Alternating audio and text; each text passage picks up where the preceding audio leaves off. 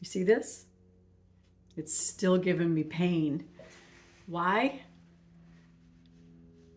It doesn't connect all the time. The battery is doesn't see properly. The back won't stay on, or the back stays on, and guess what?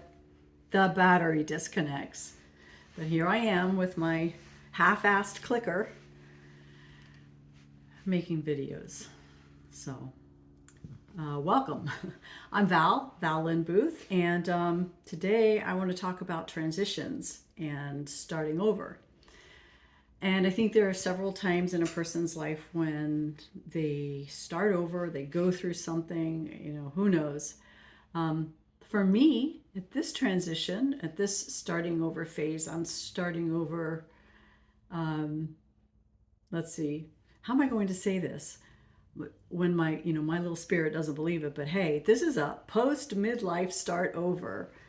And if you're in your 20s or your 30s or maybe even your 40s and you are anything like I was, that is not going to make sense. But here I am, and the 20-year-old inside of me is going ha ha ha ha. But I say back to her, I see you. I see you. Anyway, so here I am, right? I can't tell you exactly when this started. I don't want to go back too far because then that gets into this whole I don't know, psychiatry, psychology thing that now we all use ChatGPT for. So if you got to go back that far, this probably isn't the video for you, and I probably don't want to talk about that. But anyway, so I'll say this: I think this transition started at an intersection where I became an empty nester, and then it was fueled by a career change, right? So when my only child went away to college, it was really and she didn't go far, right? She just went across the state, and I could get there in a few hours by car, and it was just fine, right? But no, the house was so quiet.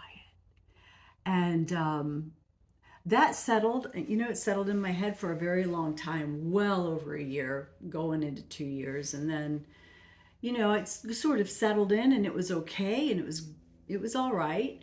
But then she moved across the country. And,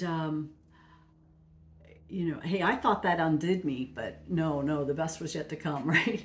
Um, no, but that was really difficult because I couldn't just hop in the car, and hopping on a plane and going 5 hours it's not a practical means of seeing your children.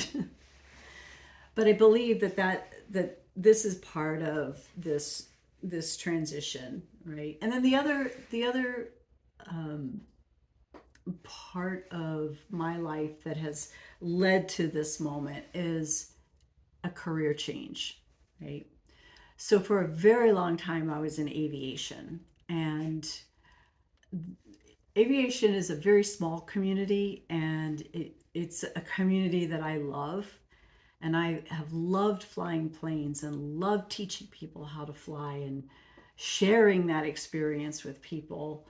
Um, but it was time for me to make a change, right? And I knew it, but that didn't make the transition any easier because you know and I'm not sure what it is, right? If there's a skill set that goes along with flying that if you don't use it, you really knew you do lose it, right? You don't. I'm not saying it doesn't come back quickly, but what I am saying is, hey, and if you're watching this and you happen to be one of those pilots who hasn't been in a plane in a long time, go grab an instructor and go up for a couple of days out of the next week or two, and get yourself current again, right? But pulling back from aviation and from flying, it created its own um, how do you say, almost like an identity crisis, right? So in my family, there are no less than three pilots in my family, and I was one of them, right? But pulling back from that, it's almost as if I intentionally said, listen, I need to change this. Something's going to change. But in losing that identity, or not losing that skill set, maybe, or not flying as much as I was flying, really, really weighed on my mind for a while. So here I am. I've accepted the empty nester label, right? And I'm good. My daughter's happy. She's married. She and her wife are in love, and they're having the best time of their life right now. Um, and I'm in transition over here, right? So I'm not. I'm like leaving aviation and stepping into what, right? So I stepped initially. I stepped initially into real estate. And I love houses, and I love looking at houses, and there's interior design, and there's so many things that are great about real estate. But I really found a passion for mortgage, and there's something about being a very detail oriented person, probably a little too detail oriented. And for those of you out there who, if you know, you know, right? Like, I think a lot of people, they don't see the same things that people like me see, right, or hear or feel.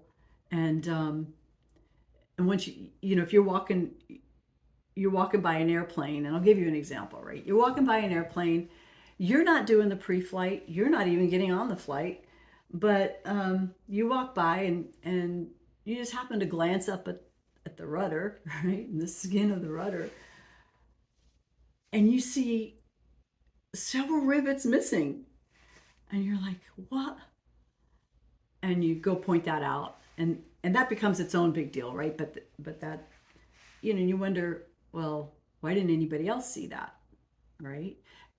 Or you smell something, nobody else smells it, and you say, hey, and um, that there actually is something to that. So I guess some people would say I'm hypersensitive, right? So I tend to look at that as saying, hey, I'm actually hyperperceptive. It doesn't mean I don't miss things. I miss a lot, to be frank. I actually miss the big picture because I'm so focused on the details. But it's those details, or that detail oriented nature, that really made, I think, mortgage more attractive, because um, there are so many combinations and permutations in mortgage that it's almost like I feel like I can help anyone, right? I just have to find the right solution for their particular situation. But anyway, so that's a digression. We're talking about transition and identity, and starting over, right? So here I am. I'm post mm, post midlife, and says, shh, the 20-year-old, shh, and I'm starting over, right? And have I noticed ageism? Um, I notice it online in comments on Reddit, right? but but I'm not a person to be affected um, internally by that. I mean, I have a drive inside of me that says, "You want to do it? Go learn it. Go do it." Right? Um, but I will say this: I'm not much for late nights, but I never have been. Right? So, if your particular industry requires you to go out at night, right, you may have an advantage. But I'll be the one up in the morning and working my tail off before most people are out of bed, even though my preference is lay in bed all day, right? Somebody bring me coffee. That hasn't happened yet. But anyway, so if you're in transition, right, and let's say you're a Gen Xer, right, or There may even be baby boomers in transition. I'd like to know, right? Tell me when you started, right? Or yes, when you started and what you went from and what you're doing now and what you found the most helpful, because I I do think that there is um, there's a difference, right, in starting over, right, when you're 20 and when you're 30, and maybe that between that and when you're in that post midlife start over, right? And it's not the tech, because I've been fairly techy my whole life, um, and I'm trying to put my finger on what it is, and maybe it is something, in a person's head when they reach an age. I don't know. I don't know. But I'd love to know what you think. Thanks for listening on this stream of consciousness video that who knows, Um, but yeah, I'd love to hear from you, and feel free to post your comments, and tell me how you're doing. Okay. And until next time, I promise to be a little more sane. Probably not. Um, and I'll see you again. Here's my clicker, right? You can hear it because when it goes off, it's going to go off. I don't think that worked. In fact, I can tell it didn't work. Again.